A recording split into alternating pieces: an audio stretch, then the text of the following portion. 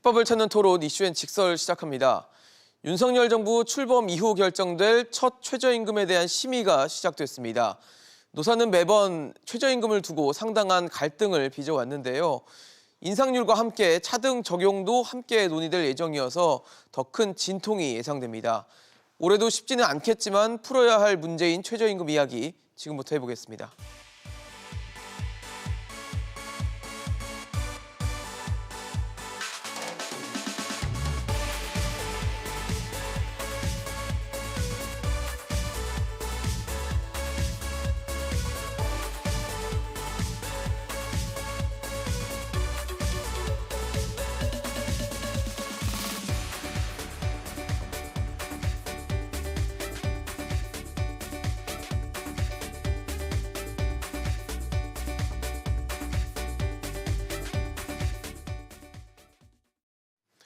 네, 오늘 함께해 주실 세 분 소개하겠습니다.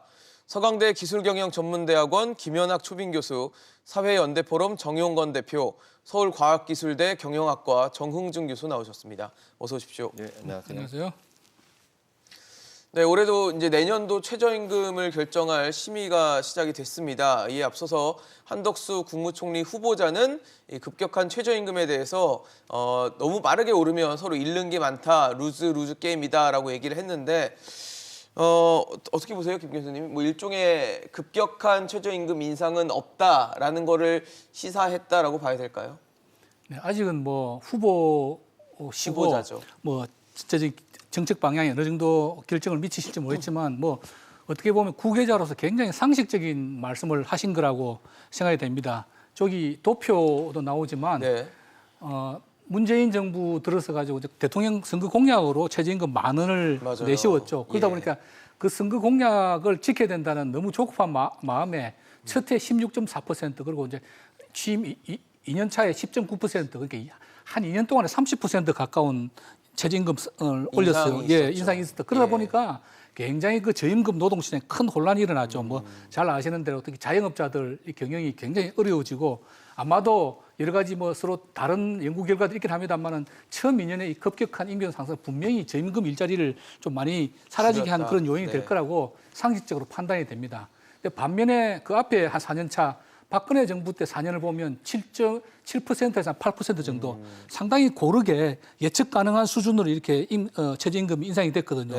그럼 결과적으로 최저임금을 부르짖던 오히려 지금 현 문재인 정부에서는 5년 동안에 결국 한 40% 남짓한 성장을 최저임금 인상을 했는데 박근혜 정부도 이제 4년 만에 정도 했지만 5년을 했다 그러면 실제로 한 7, 8%씩 꾸준하게 올리니까 5년의 실제 임금 인상률이 더 높았을 수도 있고 그리고 저렇게 꾸준하게 올리다 보니까 그렇게 산업 현장에 크게 많은 폐해가 있었다는 그런 지적은 물론 그 당시엔 또 뭐 노사 간에 여러 가지 갈등이 있긴 있었죠. 했지만 네. 그렇게 지금 문재인 정부만 심하지는 않았거든요. 그래서 저렇게 한꺼번에 급격한 최저임금 인상이 되면은 많은 혼란이 있었다라는 우리가 뭐 역사적 교훈으로 배운 거고 그래서 아마 차기 정부에서는 이렇게 최저임금에 대해서 굉장히 조심스럽게 접근하지 않겠나 그런 생각이 드는 거고요. 그래서 뭐 저희들 바라기는 오늘 토론을 하겠지만 앞으로 최저임금은 이렇게 너무 정치적인 어떤 그런 고려에서 저렇게 16.4% 올렸다가 1.5%밖에 못 올렸다 이렇게 할 것이 아니라 어느 정도 공식이라든지 룰을 정해놓고 예측 가능 범위 내에서 꾸준하게 올릴 수 있는 그런 시스템이 좀 정착되는 계기가 됐으면 하는 그런 생각이 있습니다. 네. 사실 뭐 국무총리가 이 부분에 대해서 뭐 개입을 해서 뭐 결정하고 이런 건 아니지만 아무래도 뭐 전체적인 기조나 이런 걸 좀 읽을 수 있지 않았나라는 생각이 드는데 어떻게 보세요?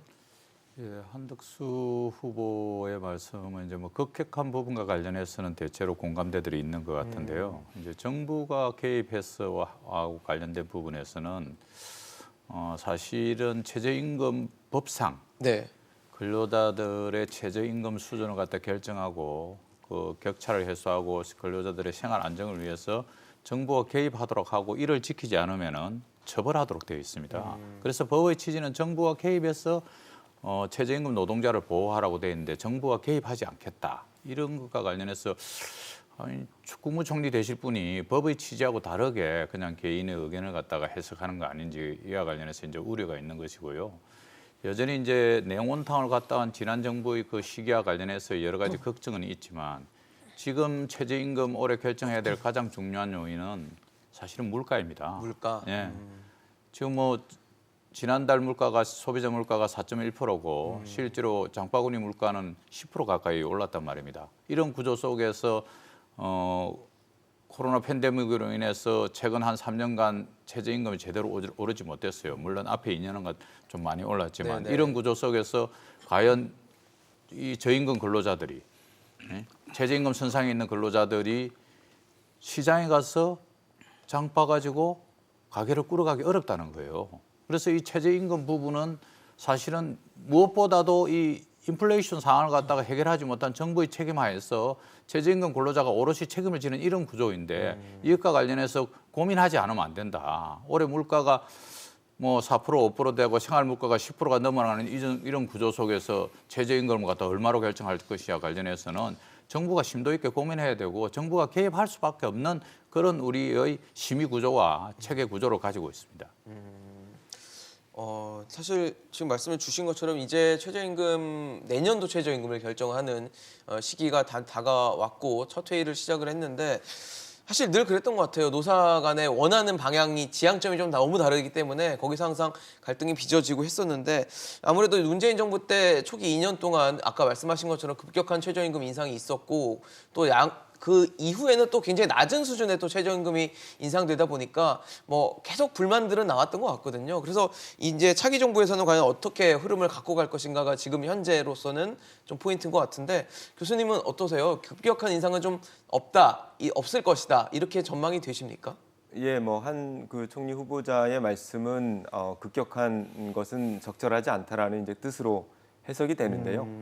뭐 맞는 말씀이라고 봅니다. 다만 이제 최저임금이라는 거는 기본적으로 한 30% 정도의 국민 임금 노동자들의 영향률을 갖고 있습니다. 적용률이 한 30% 정도 되다 보니까 굉장히 중요한 국가 임금에 해당할 정도로 많은 사람들이 관심을 갖고 있는데요. 네네. 옆에 뭐 정 대표님도 말씀하셨지만 뭐 물가 인상 정도는 당연히 반영이 되는 게 이제 타당하다라고 보고 있습니다. 네. 또 하나는 한 총리 후보자께서는 모두가 지는 게임은 적절하지 않다 이런 말씀을 하셨는데요.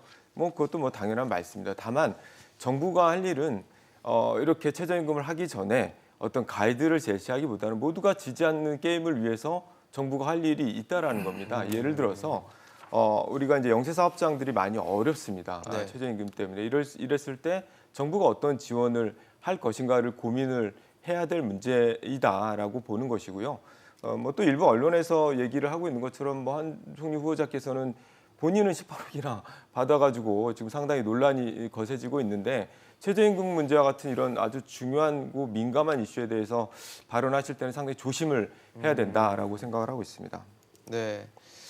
그렇죠. 최저임금이 사실 우리 사회에 미치는 영향이 상당히 큰 지표이기 때문에 늘상 이 부분에 대해서 신중하게 결정을 해야 된다는 얘기가 나오는데 사실 앞서 김현학 교수님 말씀 주셨지만 문재인 정부가 이제 가장 처음에 내걸었던 게 이제 소득주도 성장이었어요. 그리고 그게 이제 기본적인 소득을 좀 많이 올려서 경제 성장까지도 이끌어내겠다는 어떤 선순환 구조를 기대를 했었는데 결과적으로 지금 와서 봤을 때는 최저임금 10,000원이라는 공약도 실패했고 그다음에 최저임금 올리면서 소득주도 성장을 하려고 했던 전체적인 그림도 좀 초반에 그러니까 임기 초에 기대했던 것과는 좀 달라진 게 아닌가라는 생각이 드는데 좀 어떻게 평가하십니까?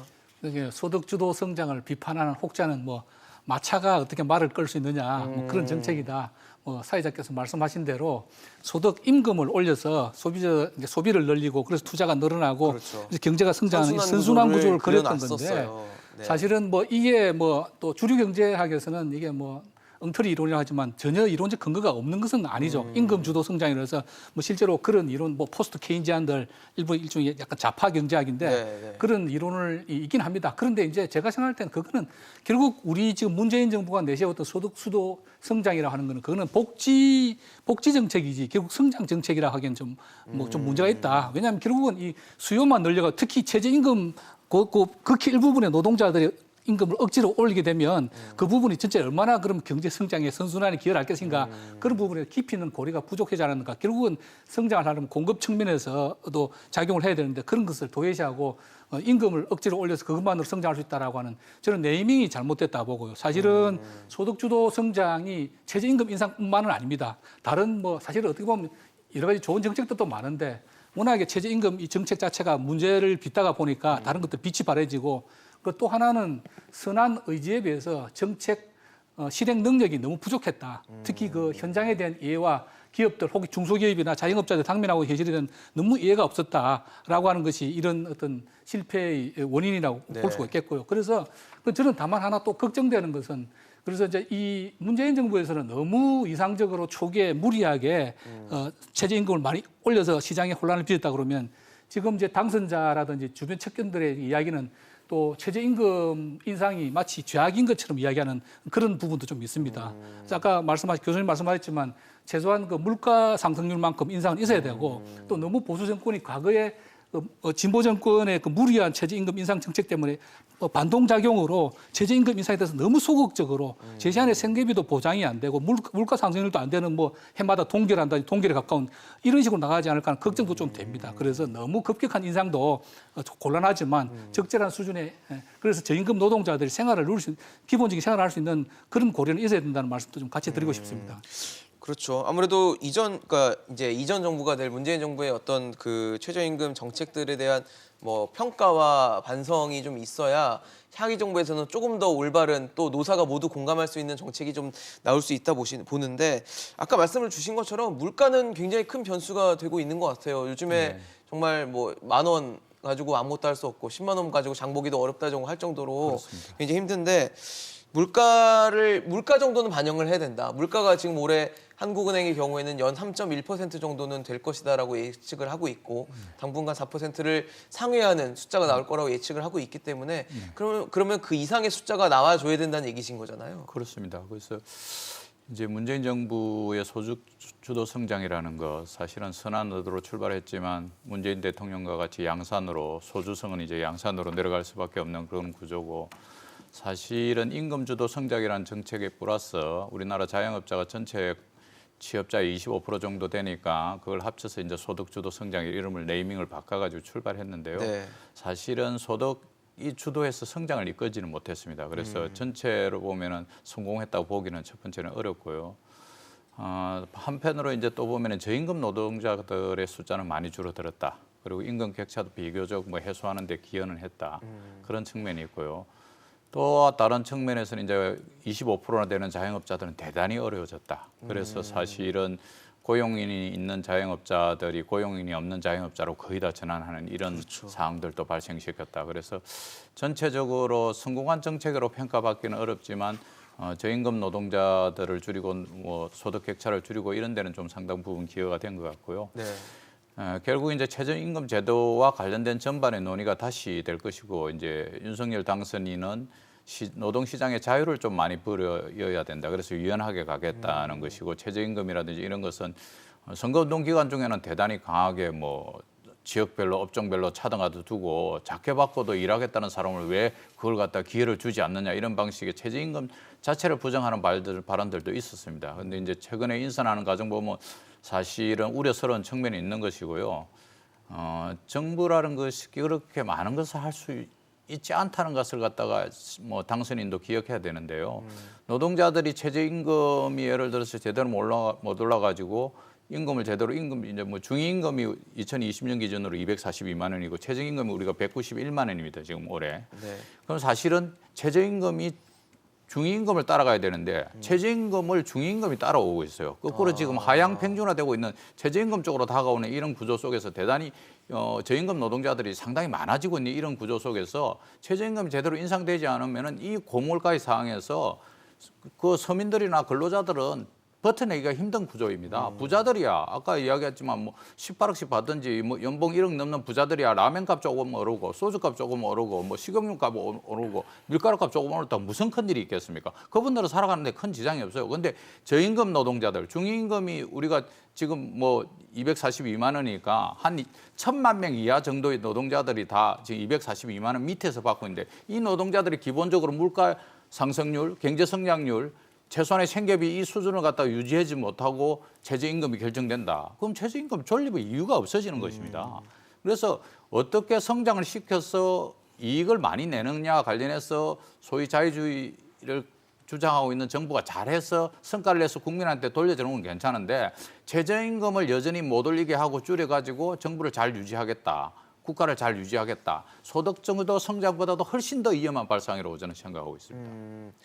그런 것 같아요. 소득을 저희가 왜 분위로 나눠서 5개 분위로 나누면 1분위가 제일 낮은 소득을 차지하는 비중을 갖고 있는데 이른바 뭐 저소득층이라고 불리는 분들의 지출을 보면 주로 이제 식료품, 필수적으로 필요한 것들이 너무 많이 들어가다 보니까 이런 물가 상승이 정말 직격탄이 오는 계층이기도 하거든요. 그러다 보니까 아무래도 이 최저임금과 물가의 상관관계를 좀 파악해야 되는 지점일 것 같은데 교수님은 좀 어떻게 보세요?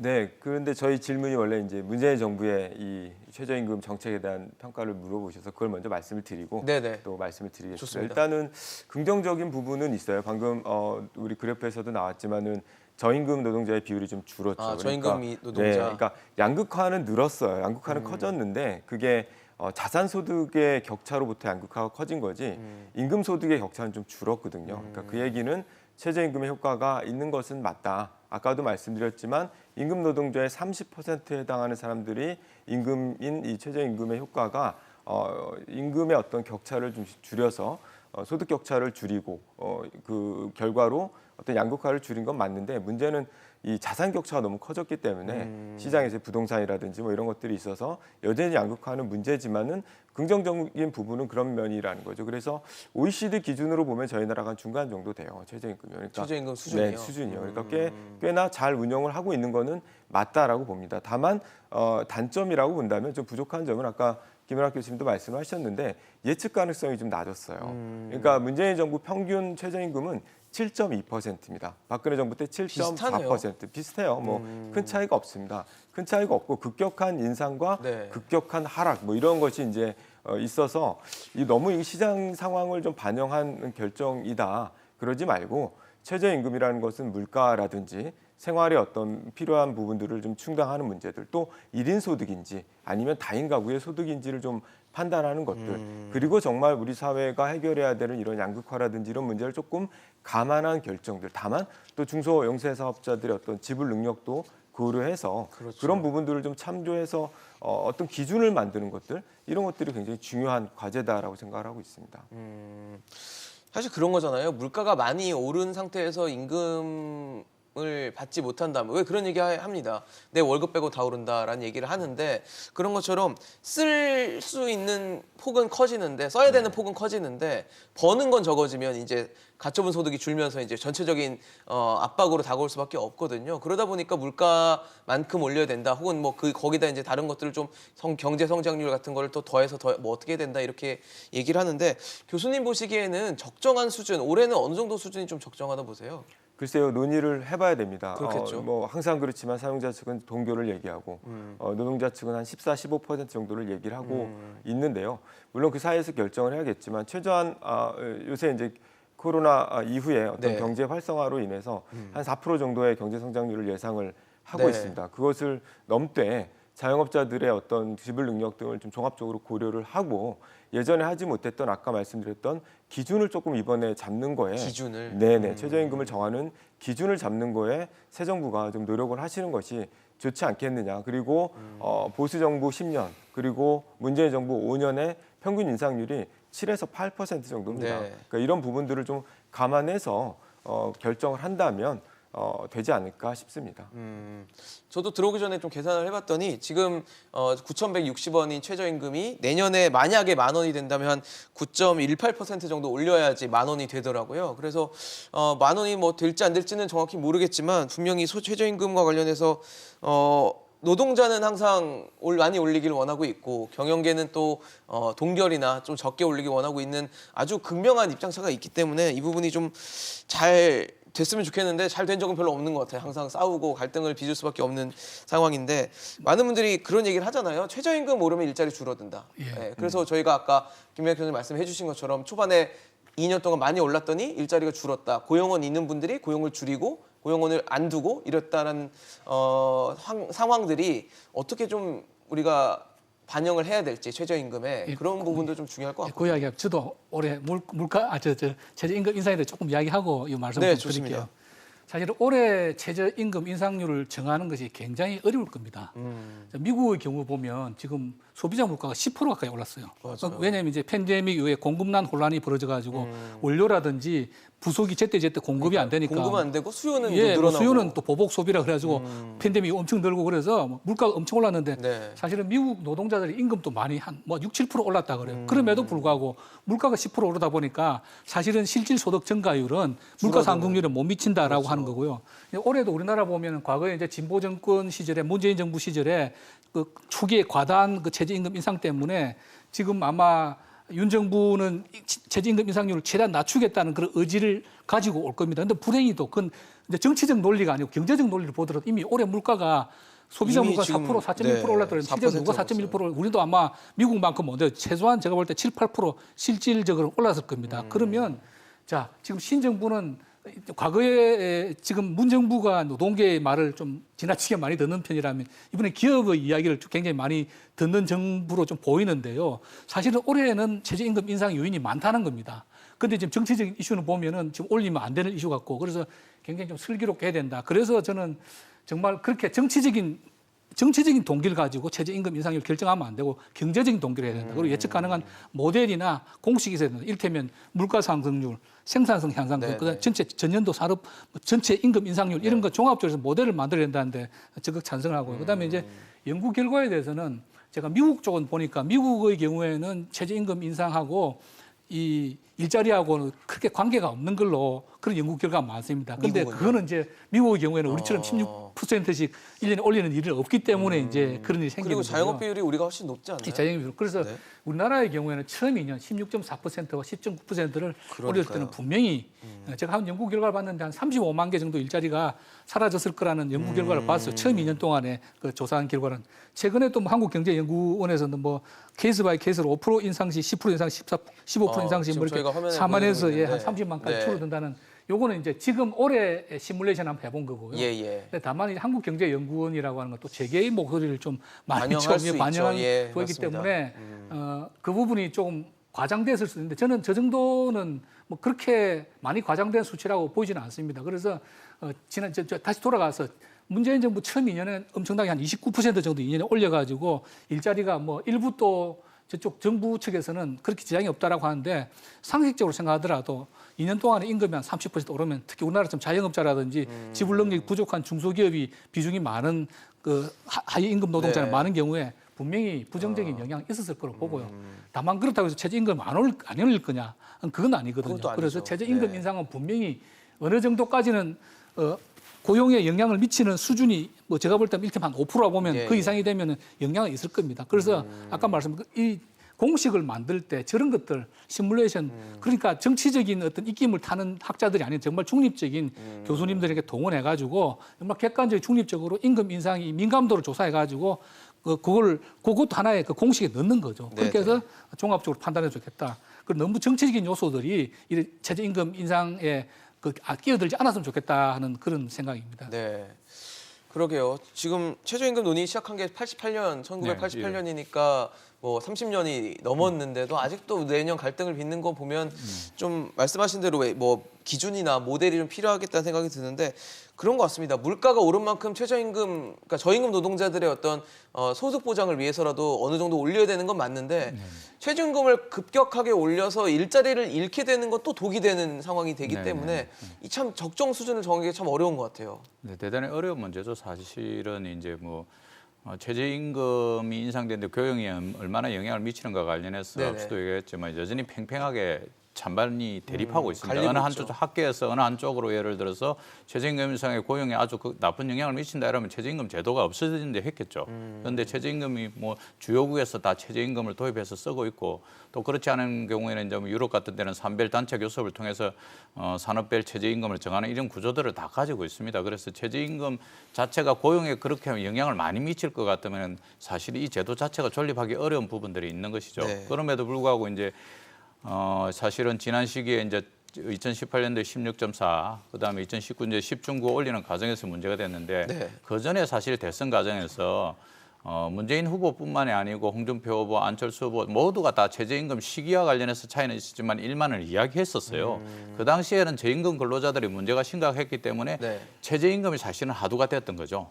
그리고 이제 최근 지난 대선에서는 얼마 전 대선에서는 사실은 노동 공약이 실종됐다 할 정도로 노동과 관련된 이슈들이 없었던 거죠. 일자리 문제도 그렇고 최저임금 문제도 그렇고 별로 없었던 과정에서 윤석열 당선인만 이제 노동시장에 좀 유연성을 강화시키겠다 이렇게 확보하겠다라는, 돼 있는데요.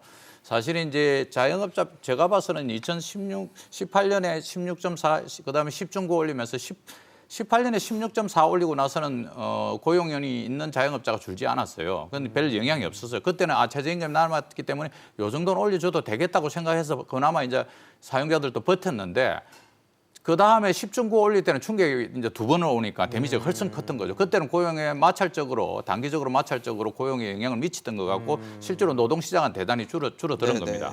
근데 이제 문재인 정부의 소득주도 성장을 하는 과정에서 좀 잘못된 부분은 이 최저임금 인상에만 초점을 맞추고 최저임금 제도의 개선과 관련된 부분에서 등한시했다. 그래서 사실은 가장 문제가 컸던 주휴수당 문제. 최저임금이 그렇죠. 올라오면서 주휴수당 따라 올라가고 그러면서 주휴수당까지 줘야 되니까 만 원도 훨씬 넘는 돈을 갖다 지급하려니까 허리가 휘청된다는 거죠. 그래서 사실은 만 원을 가면서 주휴수당 문제와 관련해서 합의할 수 있는데 제대로 합의하지 못했다는 거예요. 또 하나는 최저임금을 지급하면서 그거보다는 조금 더 지급 여력이 있는 그래서 상여금이나 복리후생비를 줄 수 있는 기업들은 지급 영역이 좀 더 있는 거지 않습니까? 그 기업들은 사실은 그걸 최저임금 범위에 포함시켜 줘버리면서 최저임금 효과를 갖다가 반감시키고 그 부분에 있는 노동자들의 임금 인상 효과가 별로 발생이 안 됐던 거죠. 그다음에 이제 최근에 지금 다시 문제가 제기하고 있는 업종별 그리고 지역별, 규모별 차등과 관련해서 요구가 계속 있었어요.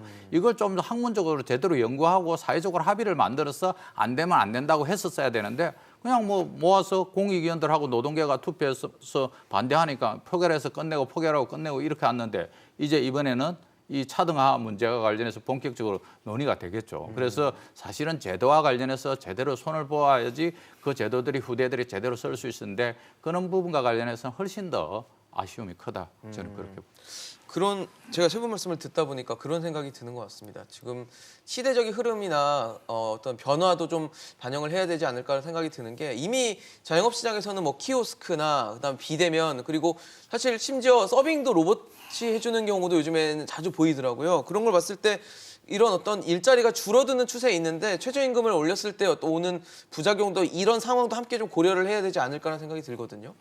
예. 일단 최저임금을 올리게 되면은 해당 최저임금이 올라간 업종의 일자리는 줄어들 가능성이 높습니다. 부담을 느낀다는 거죠. 그렇죠. 그렇지만은 또 다른 일자리가 만들어져요. 방금 앵커께서 키오스크 얘기를 했는데 예, 예. 키오스크 많이 도입하면 결국 키오스크를 만드는 또 이 업종들이 생겨나는 거거든요. 그러다 보니까 일자리가 직접적으로는 약간 마이너스가 있지만 네네. 파생 효과가 있어서 결국 일자리는 또 플러스가 되는 거고 플러스 마이너스가 이게 합쳐지다 보니까 계속 이게 어떤 연구에서는 플러스고 어떤 연구에서는 마이너스고 결과적으로 봤을 때는 이게 아주 유의한 평가를 내리긴 어렵다 이렇게 네네. 이제 보고 있는 것인데요. 한편으로는 저희들이 임금에 대해서 최저임금이 그 순기능하는 것도 좀 있어요. 아까도 계속 말씀을 드리지만 최저임금 적용받는 임금 노동자가 한 30% 정도 되는데 그 말은 즉 사용자 입장에서 봤을 때 더 이상 임금 교섭을 하지 않아도 된다라는 거거든요. 그러니까 임금 교섭을 하지 않아도 임금에 대해서 국가가 정해주는 임금을 지급하면 되는 것이고 그랬을 때에 경쟁 업체들과의 어떤 특별한 임금을 둘러싼 경쟁을 하지 않아도 되는 것이고 그러니까 일정 정도의 효율성이 보장이 되는 것도 있는 것입니다. 또 한편으로는 아까도 말씀을 드렸지만은 대기업이라든지 공공 부분의 임금들이 많이 올라서 사실은 임금 격차가 계속 확대될 추세가 좀 보입니다. 그렇기 때문에 이 최저임금의 기준을 정하는 것들 굉장히 좀 중요하고요. 일자리 문제는 이미 뭐 여러 번 얘기가 됐지만은 명확하게 최저임금이 일자리를 줄인다라고 얘기하기는 매우 어렵다. 해 업종에 일자리는 줄지 있을지는 몰라도 다른 파급 효과가 있기 때문에 그렇다 이런 말씀을 드리고 또 하나는 저임금에 좀 기대서 산업을 운영하는 방식은 저희들이 계속 좀 줄여나가고 혁신을 통해서 사실은 새롭고 고부가치의 일자리를 만드는 게 저희의 과제지 않을까. 왜냐하면 계속해서 인구가 줄어들고 있거든요. 그렇죠. 예, 예. 그리고 학력 인구 자체가 줄어서 불과 이제 한 2년 정도 후에는 인구 감소를 통해서 일자리에 비해서 일할 사람이 부족하거든요. 아. 그런 것들도 좀 기업들은 사실 그러네요. 고려를 해야 되는데 기업은 당장의 이익만 추구하기 때문에 그런 큰 비전을 못 갖습니다. 그래서 이런 것들은 정부가 좀 준비를 하는 것이 맞겠다 생각을 합니다. 참 어렵습니다. 매년 얘기하는데 매년 어려운 문제인 것 같아요. 최저임금이라는 건. 근데 지금 뭐 첫 회의를 했어요. 상견례를 했습니다. 최저임금위원회가. 근데 굉장히 또 입장차를 보였던 게 이 차등화 문제더라고요. 차등화라는 게 최저임금 법에도 단서 조항으로 달려 있어서 매년 논의도 했던 걸로 제가 알고 있는데 뭐 딱히 뭐 이런 어떤 차등 결정에 대한 얘기보다는 그냥 일괄적으로 다 매기는 방식으로 하고 그다음에 이제 인상률을 결정했던 것 같아요. 근데 올해도 차등화 얘기가 나오는데 또 입장차를 보이고 있거든요. 이건 어떻게 돼야 돼? 궁극적으로는 좀 어떻게 된다 보십니까? 저는 뭐 그동안 정부하고 최저임금위원회가 직무를 유기해 왔다고 봅니다. 유예했다, 미뤄왔다. 유기해왔다. 아, 직무 유기해왔다. 유기해왔다. 예. 1989년인가요? 첫 해 한번 딱 한번 88년도에. 예, 88년도에 한번 네. 그때 한번 하고는 12개 없었어요. 업종 한번 했다가 뭐 또 노동계 반발이 심하니까 다시 이렇게 됐는데 저는 뭐 반드시 도입이 필요하다고 생각을 합니다. 지금 주요 국가들도 다 크게 세 가지입니다. 하나는 지역별로 최저임금제 도입하는 거, 그다음에 업종별로 하는 거, 그다음에 연령별로 하는 거. 다 나름대로 논리가 있거든요. 반대 논리도 있지만 지역 같은 경우는 분명히 최저임금이라면 필수 최소한의 생계비를 보장해 주자는 의미 아닙니까? 근데 서울에 사는 생계비하고 시골에 사는 생계비가 분명히 다르거든요. 그래서 대도시, 중소도시, 그다음에 농어촌 지역의 생계비가 다르다는 그 이슈가 하나 있고, 그다음에 업종, 뭐 노동자 단체에서는 어떻게 사람의 노동을 값을 매기냐, 그걸 어떻게 차별을 두냐 하지만 분명히 지금 현재 많은 업종들이 평균 임금이 다르지 않습니까? 그렇다면 최저임금 적용하면서도 역시 업종별로 달라야 차등을 두지 말라는 이유 없는 거고요. 연령별은 이제 뭐 너무 노년층이라든지 청년층에 숙련도가 떨어지거나 노동 생산이 떨어지는 병에 좀 차등 지급하는 그건 조금 더 별도 이슈라고. 예, 저는 외국의 경우는 오히려 보니까 지역별이 많은데 우리나라는 업종별이 많이 이야기가 네, 되고 네. 있는 것 같더라고요. 그렇죠. 근데 저는 뭐 개인적으로는 둘 다 도입하면 참 너무 복잡해지니까 네, 네. 업종별이 됐건 지역별이 됐건 분명히 차등하는 필요가. 최저임금이라는 게 최저 생계비를 보장하는 건데 최저 생계비가 다르지 않습니까? 그리고 업종별로도 타당한 것이 어떤 사람은 풀타임으로 가족 생계를 책임지는 분들이 자기 전업으로 하는 그런 업종이 있는가 하면 네. 잠깐 뭐 식당에 서빙한다든지 파타임으로 잠깐 해주는 뭐 그리고 숙련도도 필요하지 않은 업종별로 분명히 노동 강도라든지 그런 차이가 있는 거거든요. 그래서 처음부터 뭐 다 도입하는 거는 문제가 복잡하다면 최소한 한 가지라도 좀 주기를 모아서 해야 되는데 지금까지 뭐 논란거리다 지금까지 그 이슈를 피해왔던 거죠. 그래서 저는 윤 정부가 앞으로 뭐 올해 당장 그 문제가 해결될지 모르겠지만 적어도 두 가지 과제. 하나는 예측 가능한 어떤 룰을 만들어주는 거. 그렇다면 내년에는 최저임금이 물가 상승이 이렇게 되고 노동생산 이 정도 되겠다는 예측 가능한 그 제도를 하나 만들어주는 거고. 둘째로는 차등화, 지역별이 됐건 업종별이 됐건 둘 다 됐건 하여튼 최대한 뭐 반발이 있더라도 최대한 공약수를 모아서 이 두 가지 제도만큼 만들어서 해마다 볼성사납게 투표하고 퇴장하고 그런 거는 전 내년부터는 좀 안 봤으면 좋겠다. 예, 그런 이야기. 교수님, 그러면 업종별로 어쨌든 최저임금을 다르게 둬야 된다라는 거면 어떤 업종이 어떤 업종보다 더 최저임금이 높아야 되는지 뭐 이런 어떤 업종별 기준이 또 마련이 되야겠네요. 그렇죠. 그러니까 산업의 전체적인 임금 현황이라든지 수준이나, 고용 네. 데이터라든지 뭐 그런 것들에 대해서 조사해야 되죠. 그 조사가 있는지 모르겠지만 제가 볼 때 별로 없을 것 같습니다. 그동안 그래서 제가 직무를 유기했다고 하는 유기했다는 거고요. 말씀하시는 거군요. 최소한 노력도 해야 되는데 노력 자체도 내가 볼 때 안 했어요. 뭐 그냥 반발이 심하면 이제 덮어두고 그냥 노사정이 덮고 그냥 아니지. 모른 척 최저임금위원회는 하는 거군요. 네. 그냥 뭐 몇 달 동안 넉 달 동안 싸우다가 결국은 정부 중재한 대로 그냥 표결하고 그렇죠. 양쪽이 다 한쪽이 퇴장하고. 네. 정부 공익위원 안대로 되는 이런 악순환을 반복해 왔는데 이제 좀 그게 좀 개선됐으면 좋겠다는 얘기죠. 그렇네요. 어떠세요, 대표님? 업종별 네. 차등 적용. 이제 전체적으로 보면 주요국들의 이제 최저임금 제도는 사실은 그냥 보편성, 형평성이 제일 중요한 것입니다. 그래서 전국적으로 시행되어야 되고 네. 그다음에 차별을 두지 않아야 되는 제도. 차별을 둘 것 같으면 최저임금 가이드라인을 둘 이유가 없는 것이었죠. 차별을 두지 않는 게 주요국의 그 상황이고요. 미국이나 캐나다나 호주 같은 데 연방제 국가들 주별로 이렇게 돼 있는 국가들은 지역별 차등이 좀 있는 경우들이 네네. 있고요. 그다음에 업종별 차별은 사실은 많지 않았고 주요 40개국 정도 보도를 해도 뭐 돼 있는 데들이 뭐 브라질이라든지 뭐 일본도 일부 하고 있고 이렇게 돼 있는데 그렇게 많지가 않습니다. 한 주요 40국에서 6개 정도 대단히 미미하게 하고 있다. 그럼에도 불구하고 업종별로 차등을 하던 경우에도 전국적 최저임금보다도 낮게 주는 경우, 감액하는 경우는 없고 업종별 최저임금보다는 다 높게 주는 이런 구조로 있어서 네. 사실상 업종별로 차등을 주는 사례는 주요국에서 찾아보기 어렵다는 것이 첫 번째고요. 지역별과 관련해서 앞서 말한 대로 일본 같은 경우는 이제 저렇게 둔 게 큰 4개의 섬으로 돼 있고 흩어져 있으니까 발생하는 부분이 있는데도 일본도 전국 차별화, 이게 지역별 차별화가 생기면 낙인 효과도 발생하고 할 수 있고 또 최저임금이 당연히 높은 데로 가죠. 그래서 일본의 도쿄로 지역으로 1시간 반 걸리는데도 최저임금이 높기 때문에 집중 현상이 신간센을 타고 생기는 가는 거군요. 겁니다. 그런 문제들이 생기고 있기 때문에 우리나라의 구조에서 좁은 국토에 지역별 차등화, 생계비 문제만 보고 하겠지만 가능하겠냐? 그러면은 예를 들어서 안 그래도 우리 지역 차별이 심해가지고 국가 균형 발전 이야기하는데 차별이 심하면 안 가요. 저 뭐 예를 들어서 경기도에 산다 그러면 충청도로 내려가겠습니까? 서울로 올라오지 비싼 데로 내려가지 않는다는 거죠. 같은 시간이 걸리 이런 구조에서 그래서 정말 주장은 하고 계시지만 호락호락하지 않다. 그렇게 발생됐을 때 발생하는 낙인 효과들 등등 여러 가지 문제들도 있고 업종별 예를 차등위원회를 둬야 됩니다. 그래서 예를 들어서 뭐 2020년 기준으로 보면은 산업별로 보면은 업종별로 보면 금융보험업이 평균 소득이 660만 원입니다. 월급이. 근데 숙박 음식점이 163만 원이죠. 그럼 뭐 숙박 음식점, 도소매업 이런 쪽은 뭐 낮게 뭐 이제 네네. 돼야 되고 금융보험업은 높게 돼야 되는 이런 구조를 가지고 있는데 그런 업종들은 또 근로자들이 별로 가지 않는 구조들이 생기면서 여러 가지 복잡한 문제가 생기고 그렇게 되면 내셔널 미니멈이 깨지는 문제가 있습니다. 또 한편으로 예를 들어서 업종별 최저임금이. 표준을 정한다. 예. 자, 그러면은 업종별 최저임금이 표준임금이 될 가능성이 커요.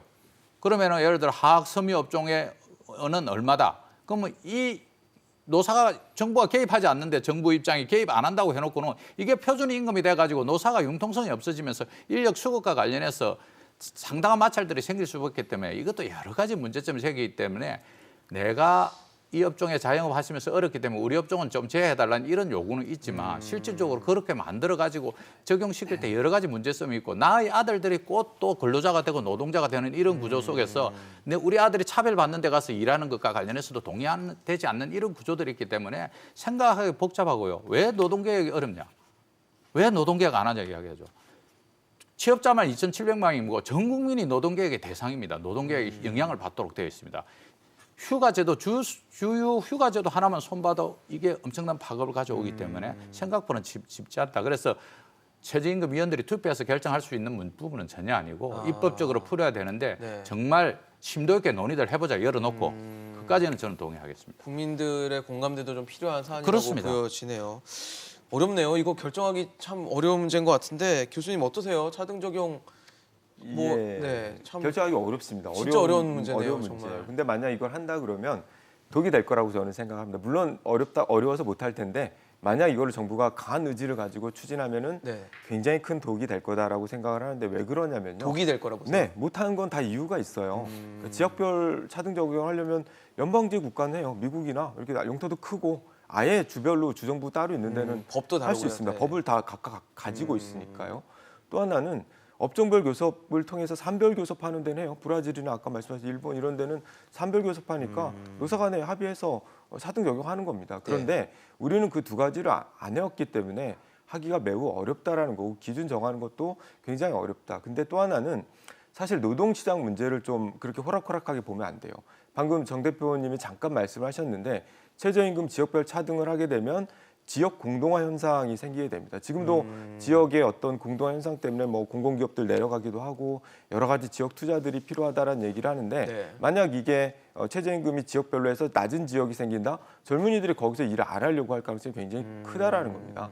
그러면 결국 그 지역의 산업 자체가 붕괴되는 이런 시나리오도 가능해서 쉽지 않다라는 것이고요. 업종은 더 그렇습니다. 업종 차등 전형 만약 한다 그러면 빈익빈 부익부가 될 게 뻔한데 그거에 대한 책임을 정치권이 질 수 있을까? 저는 어려운 문제라고 생각을 하고 있습니다. 최저임금 높은 업종에 사람들이 많이 몰리고 낮은 그렇죠. 업종은 계속 기피하는 그렇죠. 현상이 될 거란 말씀이시죠. 그렇죠. 2025년도 아까 말씀드렸지만 생산 인구가 본격적으로 감소하면서 수요 대비 노동 공급이 줄어드는 아주 이제 힘든 상황이 오게 됩니다. 당연히 그렇게 되면 지역도 공동화되는 것처럼 산업도 공동화될 텐데 그런 산업과 지역에 미치는 영향을 노동시장이 갖고 있는 건데 그런 부분들을 노동시장 안에서만 봐서 자영업자들의 어떤 어려움을 해결하기 위해서 그것을 한다? 이거는 너무 하나만 보고 숲을 보지 못하고 나무를 보는 것이어서 그렇기 때문에 못해왔던 거고 그럼에도 불구하고 이걸 만약 강압적으로 추진한다 그러면 감당하기 어려운 아마 이런 상황에 직면할 거다라고 생각하고 있습니다. 네. 참 어려운 문제입니다. 이거 그래서 참, 네, 개혁이 어려운 건데요. 그러니까요. 힘든 것만 생각하면 세상에 아무 일도 할 수가 없죠. 지역별 같은 경우에도 일테면 뭐 시골 지역은 5천 원 주고 서울은 10,000원 주고 그러면 서울 다 몰리겠죠. 근데 일테면 뭐 시골에는 한 9천 원 주고 서울은 10,000원 준다 그러면 다 모든 사람이 서울로 몰릴까요? 그다음에 업종별도 마찬가지. 업종별로 지금 현재 왜 그 임금 수준이 높은 업종이 있고 낮은 수준이 있겠습니까? 나름대로 진입 장벽이 있기 때문이거든요. 왜냐하면 그 조금 임금이 높은 데는 그만큼 전문성이나 기술을 요하는 부분이 있고 안 그런 부분도 있기 때문에 그래서 임금이 높다고 해서 최저임금 수준이 높다고 해서 다 서울로 몰려들고 최저임금이 높다고 해서 다 특정 그렇게 볼 직종 수는 몰리고 없다. 꼭 그렇게만은 볼 수 없다. 물론 두 분이 말씀하신 제가 충분히 공감합니다. 네. 그렇기 때문에 논의를 하고 어떤 어려움이 있는지 지금까지는 그 논의조차도 피해왔다는 게 그게 문제라는 겁니다. 사실 세 분 말씀 다 일리가 있고 맞는 얘기셔서 이게 단기간에 해결할 수 있는 문제는 좀 아닌 것 같아요. 말씀하신 것처럼 국민들에게 공감대도 좀 얻어야 되고 좀 오랜 과정을 좀 거쳐야겠다는 생각이 드는데 그동안 덮어놨다면 이제부터는 조금 열어서 그래도 검토를 해보고 조금씩 발전을 좀 시켜갈 필요가 있어 보이고요. 앞서 말씀을 주신 것 중에 지적하셨던 게 최저임금위원회가 27명입니다. 네. 예, 그중에 노동자 측이 9명, 그다음에 사용자 측이 9명, 공익위원 9명인데 늘 결정은 공익위원회 했던 것 같아요. 그래서 사실상의 캐스팅 보트를 그냥 공익위원이 쥐고 그냥 결정하는 식이 되다 보니까 정말 임금을 주고받는 주체는 사용자와 노동자인데 이들이 배제돼 버리는 상황이 연출되는 상황이거든요. 근데 어쨌든 현실적으로는 공익위원들이 좀 중요해요. 캐스팅 보트를 쥐고 있어서. 근데 윤석열 정부에서 이 공익위원들을 과연 물갈이 할 것인가? 즉 문재인 정부에서 임명을 한 인물들이기 때문에 교체를 할 것인가? 이것도 좀 화두가 되고 있는데 어떻게 보세요? 그렇습니다. 이제 최저임금 이제 심의가 시작됐고 그래서 현재는 뭐 현재의 최저임금위원들로 가는 것인데요. 상임위원을 제외하고 나머지 8분들이 다 작년에 임명됐기 때문에 임기가 3년이니까 뭐 2년은 더 있어야지 되는 이런 구조입니다. 2024년까지더라고요. 그래서 있는데 뭐 이분들을 갖다가 그렇다고 나가라고 할 수 있는 그런 상황도 아닌 것이고요. 그래서 뭐 이분들이 저는 뭐 작년에 이제 차등화 관련해서 표결을 했을 때 15분이 반대, 11분이 찬성, 1분이 기권해가지고 사실은 이제 차등화는 안 된다, 업종별 차등 안 되는 이렇게 결정했는데 그분들이 그대로 다시 투표해도 뭐 한두 배 정도의 차이는 있겠지만 아마 통과되기는 어려운 부분이고 차등화 문제는 대단히 복잡한 문제이고요. 아까 교수님이 말씀하셨지만 지금 저임금 노동자 시장, 그다음에 그 농촌, 어촌 이런 데는요. 외국인 노동자 없으면 안 됩니다. 그 정도로 노동력이 부족해요. 중소기업도 일하러 안 갑니다. 힘들어가지고요. 그 청년들을 하려고 그러는데 부모 가서 뭐하러 힘든데 이래 하냐고 해서 데려가도록 할 정도로 노동력이 부족한 상황이거든요. 초과 공급이 아닙니다. 저임금 근로시장은. 농어촌도 외국인 근로자들요. 임금 낮으면 딱 계산해가지고 낮으면 절대 안 합니다. 농어촌은 절대 안 갑니다. 그렇기 때문에 차등화 그렇게 생각처럼 그렇게 노동 수요가 많은 공간이 아니라는 거 말씀드리고요. 그다음에 이것을 이렇게 심의해가지고는 좀 이 사람들 그대로 갈 수밖에 없는 거죠. 이분들이 또 결정할 수 없어요. 결국은 입법적으로 차등화 문제는 국회에서 논의하고 논의를 활성화해가지고 정부가 제안하고 해서 논의를 시작해가지고 가는 것이 당연한 일인 거고 올해 최저임금은 정말 윤석열 정부가 잘 생각해야 될 부분인데 앞으로 그렇죠. 첫 단추가 지금 되니까요. 물가가 이렇게 높은 상황이고 저임금 노동자들이 고통을 받고 있고 지금 장바구니 시장을 가지 못하는 이런 구조 속에서 최저임금과 관련해서 적절한 수준의 그걸 하지 않으면 대단히 어려울 것이다. 이건 뭐 명백히 제가 지적할 수밖에 없습니다. 정 교수님 어떠세요? 지금 공익위원들이 교체가 될 시기는 아닌데 정부가 바뀌는 시점이라 아마 그런 얘기 나오고 있거든요. 예, 뭐 거치는 본인들이 정하면 될 거라고 생각을 하고요. 뭐 할 수 있으면 하는 거고 뭐 본인들이 유지를 하고 싶으면 이제 유지를 하는 없으면 안 것이고. 한다고 볼 것이고요. 그거보다는 아까 앵커께서 말씀하셨던 노사가 다 탈퇴를 하고 퇴장을 해버리고 공익위원이 정하게 되는 이런 구조, 그러니까요. 저는 그게 문제라고 보거든요. 그래서 노사 모두 전략적으로 좀 책임을 졌으면 좋겠어요. 저는 0%도 말도 안 되는 거고 15%도 정서적으로 참 어려운 건데 그런 거 던져놓고 책임은 안 지고 공익위원들이 나중에 정하게 하고 그거에 대해서 가타부타 뭐 비판만 하고 저는 책임지는 자세라고 보지 않아요. 특히 노동조합이 그렇다고 보는데 노동조합은 끝까지 나가지 말고 거기 남아서 본인들이 주장하면 적극적으로 협상을 하고 애초에 주장대로 되는 협상이 어디 있어요? 다 협의해서 하는 거죠. 끝까지 협의해서 그렇게 가는 게 맞지. 그렇게 뭐 퇴장하고 이런 건 적절하지 않다. 사용자도 마찬가지다.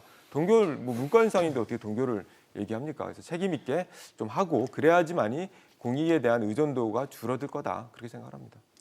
사실 그런 거 있어요. 초기 처음 제시하는 것들 요즘에 최근에 보면은 경영계는 동결, 그다음에 노동계는 10,000원 이렇게 제시하고 중간점을 자꾸 찾으려고 하는데 결국 중간점은 공익위원회 결정하는 이런 구조로 그러니까요. 돌아갔던 것 같거든요.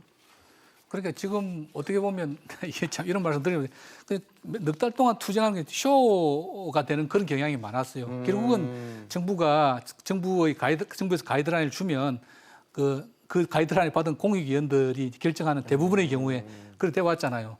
그러면 이제 차라리 그러면 최저임금을 인상폭이라든지 그걸 룰을 법률로 정하든지 아니면 그냥 정부에서 정해버리면 되지 왜 해마다 이런 쇼를 하느냐라고 하는 이야기 있는 거거든요. 그래서 저는 최저임금에 대해서는 아예 두 가지 방안이 있을 수 아예 그냥 법률로서 공식을 딱 만들어요. 전년도 뭐 임금 인상률 어쩌고 이렇게 만들어가지고 물가 상승을 해가지고 자동으로 결정되게 하든지 아니면 뭐 그러면 뭐 공익위원 자체가 최저임금위원회가 필요 없을 수도 있고 아니면 뭐 거기다 조정치 플러스 알파를 둬서 뭐 플러스 만에 2% 내에서는 경제 환경 같은 거 고려해서 뭐 조정할 수 있게 한다든지 하여튼 전반적으로 예측 모델이 가능한 필요하다는 거죠. 전체적으로 네. 큰 그림을 볼 수 있는 예측 가능한 툴이 필요한 거고 그에 따라서 뭐 어차피 지금 뭐 그 공익위원들 큰 역할을 못 하고 계신데 그분들이 뭐 거치가 그렇게 중요한 것 같지는 않고 다만 이제 아까 우리 정 대표 말씀하셨지만 이게 이제 지금 만일에 윤 정부가 새롭게 어떤 룰을 바꾸고 틀을 바꾸는 큰 계획을 추진한다 그러면 현재 공익위원들이 거기에 대해서 그렇게 적극적으로 따라줄 것 같지는 않다는 생각이 듭니다. 제가 최저임금위원 할 때요. 네. 너무 이게 대화가 안 되는 거예요. 그때 이명박 정부였으니까. 네. 그래서 정부가 가져가든지 국회가 가져가라 했어요.